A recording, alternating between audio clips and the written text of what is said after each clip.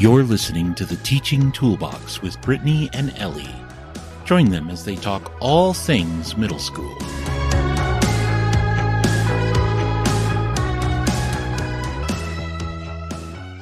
Welcome to this week's episode of the Teaching Toolbox podcast. I'm Brittany, and I am here with Ellie. Hello there. Today we're going to talk about how beach balls and cardboard wheels can be fun and effective learning tools for the middle school classroom. Who knew? Ellie, don't you have a great blog post on beach balls? I do have a blog post about using beach balls, yes. It's pretty short, so it's a quick read if anybody wants to read it. I loved using different ways to practice and review concepts in the classroom, and one of those ways was using those beach balls. And another way was using cardboard wheels, but we'll talk about that in a few minutes. Let's think about the beach balls first. Did you use them too? I did use beach balls, yes. Do you want to tell us what you did with them? You go first. All right. I usually use it for just kind of quick 5-10 minute reviews here and there, maybe when we had extra minutes at the end of class or we were getting ready for a test or something like that. Just a quick way to review. So I had a whole bunch of them and I would put things on them like basic math facts, but then I also put exponents, exponential expressions. So you had the base and the exponent on there. I put things for fraction decimal conversions, for measurement conversions, square roots, math vocabulary, equations to solve, algebraic expressions to translate. So I put a whole bunch of different things on the different beach balls so that we could constantly be reviewing that kind of stuff. And the way we used it was we would get maybe into a circle, or if our desks were spread out decently enough, we would just throw the ball back and forth. And depending on what was on the beach ball, students might choose both thumbs if it was math facts, and they would see what was under each thumb that landed on the beach ball, what the thumb landed on. And then they would maybe multiply those things together. If it was division facts, they would divide those two numbers. If there weren't two things that were needed, then I would just pick, okay, what did your index finger land on? Or what did your pinky land on? Or what did your thumb land on? And then they would have to answer those questions. I have questions. Mm-hmm. Did you have like one ball that was all exponents and one ball that was like algebraic equations, or did you like mix the balls? No, I had one for each of those different things. So I bought like a pack of a dozen or whatever, and I just filled each of the balls with the different concepts. So yours were actual beach balls, and you wrote all over them? And I wrote on them, yes. With like Sharpie? Yes, because other stuff would smudge. Okay. So yeah, I would write with Sharpie. Cool.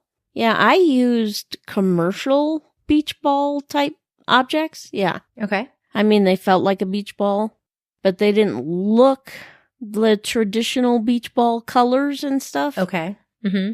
I just bought them at the teacher store by us, and they would be similar to what you've described, where it would be all algebraic expressions or all fractions. And I also had some for geography, so they'd be like all 50 states and capitals. Okay. Or all South American countries or something like that. And so we would play with them in social studies and in math class as well. I do like the idea, though, if writing them on yourself, of mixing it up and maybe put an exponential expression here and a square root here and, other types of problems. So it's more of a spiral review. Exactly. I use them, I think, also in language arts to review literary element questions. So if we were doing a book review or we had a novel study, that type of thing, we could use the beach ball and talk about the characters or the setting or the plot, and each thing would be written in a different section of the beach ball. And so when they caught that, they would tell us something different, maybe that someone else had not already shared. Or if we had done book studies and different groups of students had read different books, they could tell us about their particular book that they had read. And so that way, everybody's not giving the same answer to the same few questions that are on the beach ball. But we used it for that. And then you could also use it for, in language arts, if you're doing nouns, you could have a different type of noun in every section of the beach ball, give an example of a common noun, give an example of a proper noun, give an example of a possessive noun, that type of thing, singular or plural. And same thing with adjectives, adverbs. You could even put all the different parts of speech on a beach ball and name an adjective, name an adverb, use an adjective in a sentence, use an adverb in a sentence, and put all of those different ones on there as just kind of a continual review of different grammar things. Great ideas. Yeah. How did you store them?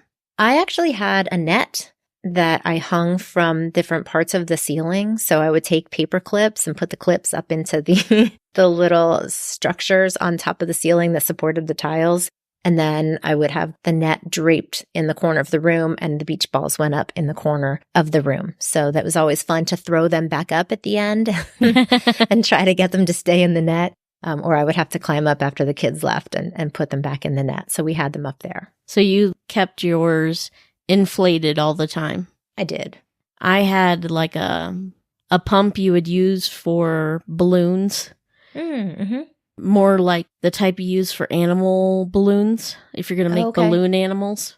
Yeah. And I would just inflate and deflate mine whenever I wanted to use them. Or if I knew I was going to use it for a week, I would just like store it in a corner somewhere for that week. But yeah, I didn't have a fancy net. That was a smart idea. And mine were smaller ones too. So they were smaller beach balls. So more of them could fit in the net. They weren't really big. Oh, mine were pretty huge. They were like the 2 foot, 3 foot around ones. Oh, wow. You know, mine like were not that big. Mine were smaller. So besides beach balls, you said you also liked using wheels?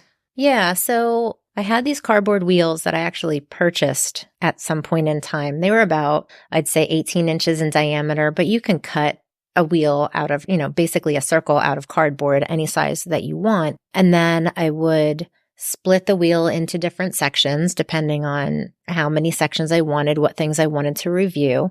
The bigger the wheel is, the more space you have to write your questions or your math facts. If you're going to do math facts, you can do the same thing that you do with the beach balls. But the bigger the wheel, the more room you have for each section, and the easier it is for the student to grab the wheel. So we would make the sections, put a hole in the middle of the wheel, and put a shoestring or some type of string through that hole with a knot on the bottom so that the string didn't go through the wheel. And then I would hold the string, spin the wheel, and students would grab the wheel, trying to grab a section with their thumb on top so that the thumb would land in a particular section. And so again, you could do name a common noun, name a proper noun, name a singular noun, and put all those types of review questions. The same thing that you put on the beach ball, you can put on the wheel.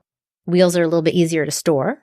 Yeah. Because they're completely flat and you can just throw them in your closet, whatever. You can decorate them and make them pretty. There is the example of the wheel for the word wheel challenge game. So there's a picture of that in my blog post. You could see a wheel if you were curious to look at it. But yeah, we used it basically the same way. Parts of speech, math facts, math problems, anything that you want to review could go on the wheel. And then you just spin it and play that game. Neat. Adds a little bit of fun to your review session. Keeps students a little bit more engaged, because if you're going to go around, spin the wheel, every student maybe gets a turn, then everybody's a little bit more engaged there. I was thinking I didn't use wheels at all, but I actually used wheels in social studies, somewhat similar.